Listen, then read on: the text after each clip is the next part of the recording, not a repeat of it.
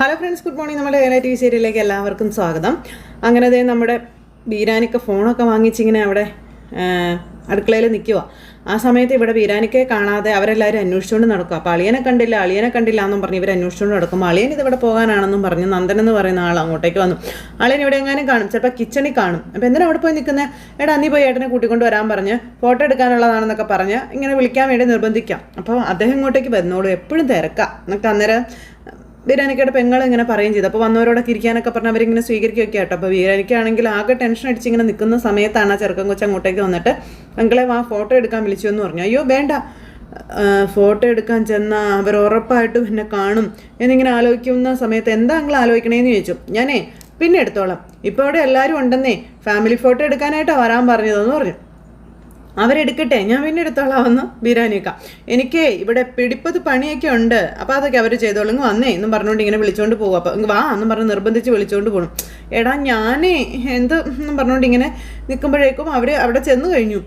അനിയ ഒന്ന് എണീക്കോ എന്നും പറഞ്ഞുകൊണ്ട് ഒരു കസേരയിൽ ഇരുന്ന് ആളെ പിടിച്ച് എഴുന്നേപ്പിച്ചിട്ട് ഇത് പിടിച്ച് മറച്ചുകൊണ്ട് പോകാമെന്നും പറഞ്ഞുകൊണ്ട് നമ്മുടെ ബീരാനിക്ക കസേരയും മറച്ച് പിടിച്ചുകൊണ്ട് അങ്ങനെ പോകും. കാരണം തൊട്ട് ഫ്രണ്ടിൽ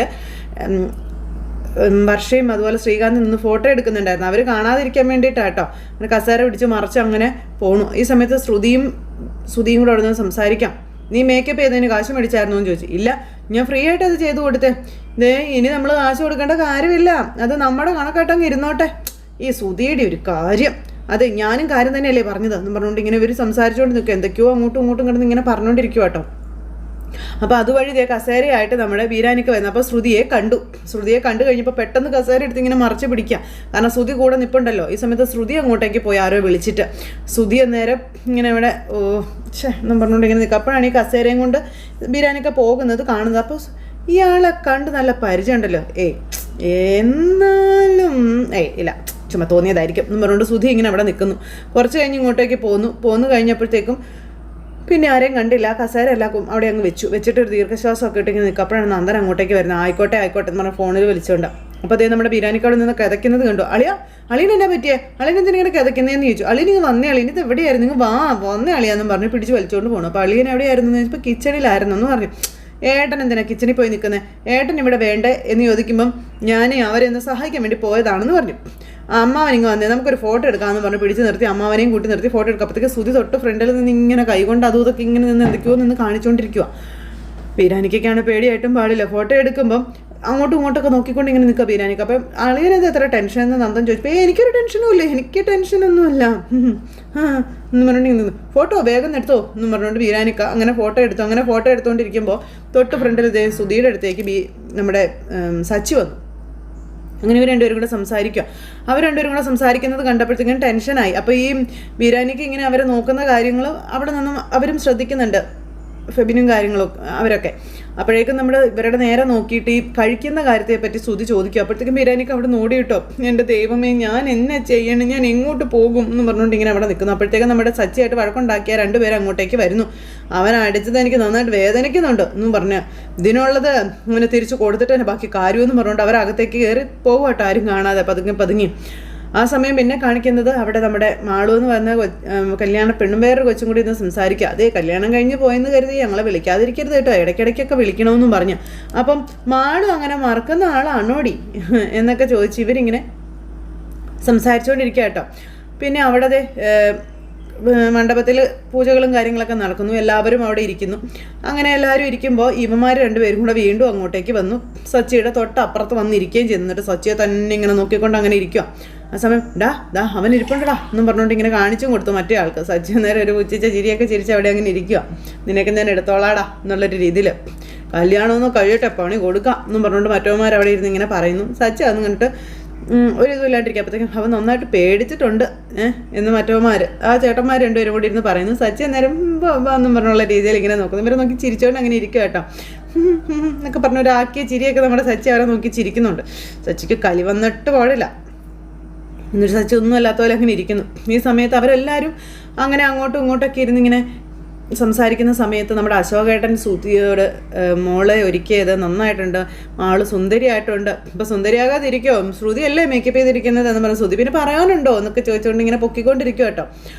അല്ല അതെ അങ്ങനെ എന്നൊക്കെ പറഞ്ഞുകൊണ്ട് ഇങ്ങനെ ഓരോന്നൊക്കെ സംസാരിച്ചുകൊണ്ടിരിക്കുമ്പോഴേക്കും അതേ മുഹൂർത്തത്തിന് സമയമായി, മണ്ഡപത്തിൽ കയറാട്ടോ എന്നും പറഞ്ഞുകൊണ്ട് ഇങ്ങനെ നേരത്തേക്കും അച്ഛനോടും അമ്മയോടും ചെന്ന് പറഞ്ഞു. ചെറുക്കനെ വിളിച്ച് മണ്ഡപത്തിൽ കയറ്റി അച്ഛനും അമ്മയും വലം വെച്ച് കൊണ്ടുവന്നിരുത്തി. അപ്പോഴത്തേക്കും നമ്മുടെ മാളു താലമൊക്കെ ആയിട്ട് വന്നു.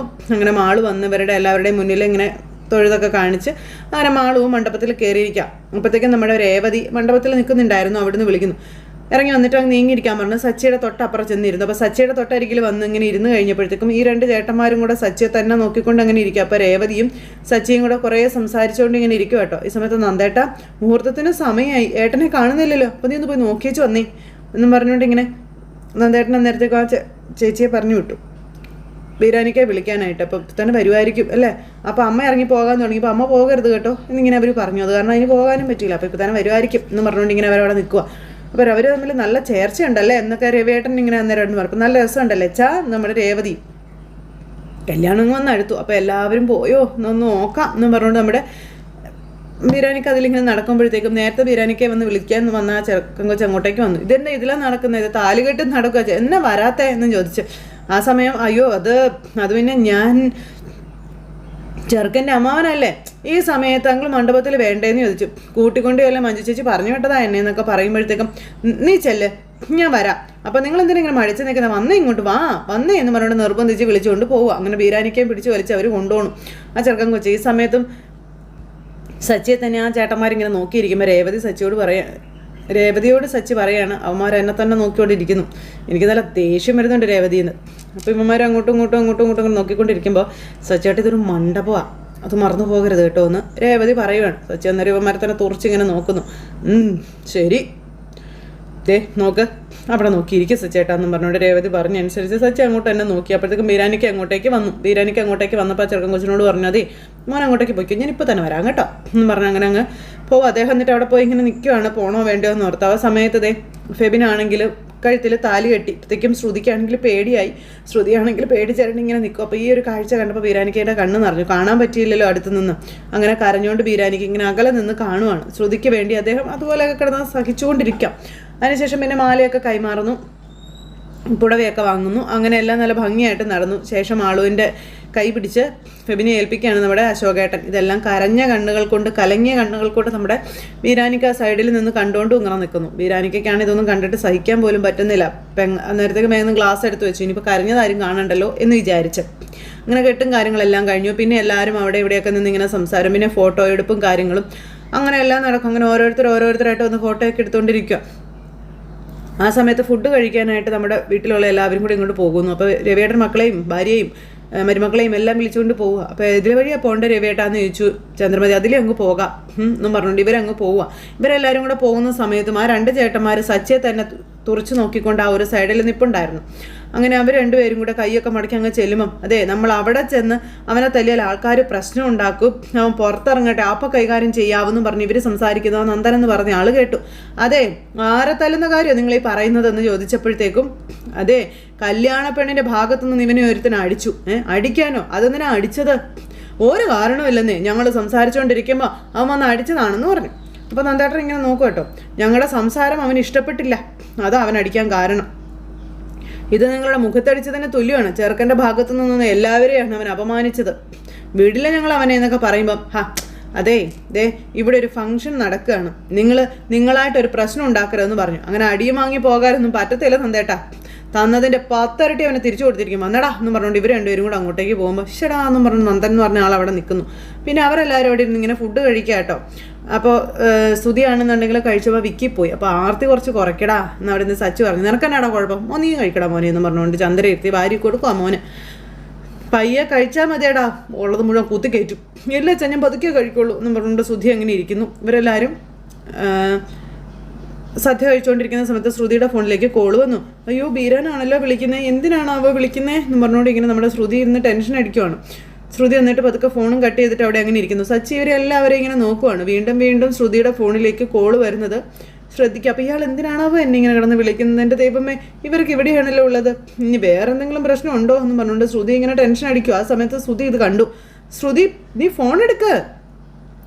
എടുക്കാം എന്നും പറഞ്ഞുകൊണ്ട് ഫോൺ എടുത്തു. ഹലോ മീരേ, എന്താ വിളിച്ചേ? അപ്പം നമ്മുടെ സച്ചിക്ക് കത്തി. ആണോ? അതെയോ എന്നും പറഞ്ഞുകൊണ്ട് ഫോൺ ഇട്ടിട്ട് എഴുന്നേറ്റ് പോവാം. പോവല്ലേ, കഴിച്ചിട്ട് പോകുന്നു പറഞ്ഞുകൊണ്ട് ചന്ദ്രയും ശ്രുതിയും കൂടെ അവിടെ കിടന്ന് പറയാം. ജീവൻ മരണ പോരാട്ടം അവിടെ നടന്നുകൊണ്ടിരിക്കുക. അപ്പോൾ ഇവിടെ ഫുഡ് കഴിക്കാൻ പോകണോ ശ്രുതി? അങ്ങനെ ശ്രുതി അവിടുന്ന് ഒരു തരത്തിൽ എങ്ങനെയോ എസ്കേപ്പായി. അപ്പോൾ ശ്രുതി അവിടുന്ന് പോയി കഴിഞ്ഞപ്പോഴത്തേക്കും അവർ രണ്ടുപേരും കൂടി ഇങ്ങനെ നോക്കുക. ഇവിടെ ഇരുന്ന് സംസാരിക്കരുത് എന്ന് വല്ല ബോർഡും വെച്ചിട്ടുണ്ടോ? ഒന്ന് സച്ചി വെച്ചു. എന്തിനാ പാർലറടുത്ത് ഏറ്റുപോയേ? ഫ്രണ്ടിനോടല്ലേ സംസാരിക്കുന്നേ, എന്തെങ്കിലും രഹസ്യം കാണുമെന്ന് വർഷ. നമ്മൾ കേൾക്കുമെന്ന് വിചാരിച്ച് പോയതായിരിക്കും എന്ന് വർഷ. അപ്പം അവൾക്ക് അങ്ങനെ രഹസ്യങ്ങളൊന്നുമില്ല എന്ന് ചന്ദ്ര പറഞ്ഞപ്പം എൻ്റെ പൊന്നു രേവതി, അമ്മ പറഞ്ഞു നീ കേട്ടില്ലേ എന്ന് സച്ചി ചോദിച്ചു.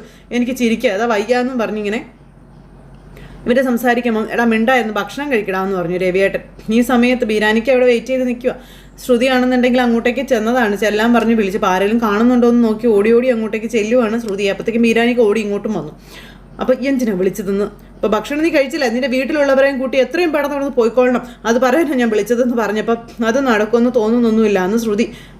അതെന്താ ഓ എന്ന് പറഞ്ഞോണ്ട് ബീരാനിക്ക് ഇങ്ങനെ നിൽക്കാം. അങ്കിളും അശോകൻ അങ്കിളും 2 പേരല്ല ഒരാൾ തന്നെയാണെന്നും നമ്മുടെ കുടുംബത്തിൽ നടക്കുന്ന കല്യാണം പോലെ തന്നെയാണിതെന്നും പറയാം. നാട്ടുകാരെ പോലെ ഭക്ഷണം കഴിച്ച ഉടനെ അവരിവിടെ നിന്ന് ഇറങ്ങി പോവില്ല, പെണ്ണും ചെറുക്കനും ഇറങ്ങുമ്പോഴേ അവരിറങ്ങുള്ളൂ എന്നും പറഞ്ഞു. എനിക്ക് നല്ല ദേഷ്യം വരുന്നുണ്ട് കേട്ടോ എന്ന് നമ്മുടെ ബീരാനിക്ക് അന്നേരം പറഞ്ഞു. ഇത്രയും നേരം ഞാൻ എങ്ങനെ പിടിച്ചു നിന്നേ എനിക്ക് തന്നെ അറിയത്തില്ല എന്നും ബീരാനിക്ക പറഞ്ഞു. ഇനി എനിക്ക് പറ്റത്തില്ല എന്ന് തറപ്പിച്ച് തന്നെ ബീരാനിക്ക ശ്രുതിയോട് പറയുക, അവളോട് പോയി പണി നോക്കുക എന്നുള്ള രീതിയിൽ. ഇത് കേട്ട പാടി കേൾക്കാത്ത പാതി ശ്രുതിയുടെ ചങ്ക അങ്ങ് കത്തി പേടിച്ചരണ്ട് ഇങ്ങനെ ബീരാനിക്കയെ നോക്കിക്കൊണ്ട് നിൽക്കുന്ന നമ്മുടെ ശ്രുതിയെ കാണിച്ചുകൊണ്ടാണ് ഇന്നത്തെ നമ്മുടെ കഥ അവസാനിച്ചിട്ടുള്ളത്. അപ്പോൾ എല്ലാവരും കാണണം കേട്ടോ. എല്ലാവർക്കും നല്ലൊരു ദിവസം ആശംസിക്കുകയാണ്. എല്ലാവരുടെയും സപ്പോർട്ടിനും സ്നേഹത്തിനും ഒത്തിരി നന്ദി അറിയിക്കുന്നു. അടുത്ത സൂപ്പർ ഹിറ്റ് കഥയുമായി കാണുന്നത് വരെ എല്ലാവർക്കും നന്ദി. അതോടൊപ്പം നമ്മുടെ ചാനൽ ആദ്യമായിട്ട് കാണുന്നവരുണ്ടെങ്കിൽ ഒന്ന് സബ്സ്ക്രൈബ് ചെയ്യണേ. തൊട്ടടുത്ത് കാണുന്ന ബെൽബട്ടൺ അമർത്തി കഴിഞ്ഞിട്ടുണ്ടെങ്കിൽ നമ്മുടെ വീഡിയോസ് എളുപ്പത്തിൽ കാണാൻ കഴിയുന്നതായിരിക്കും. നോട്ടിഫിക്കേഷനായിട്ട് നിങ്ങളുടെ ഫോണുകളിലേക്ക് നമ്മുടെ കഥകൾ എത്തുന്നതായിരിക്കും. അപ്പോൾ എല്ലാവരും സപ്പോർട്ട് ചെയ്യുന്നുള്ള പ്രതീക്ഷയോടെ വീണ്ടും കാണാമെന്നുള്ള പ്രതീക്ഷയോടെ നിർത്തുന്നു. Tata, say care, bye bye.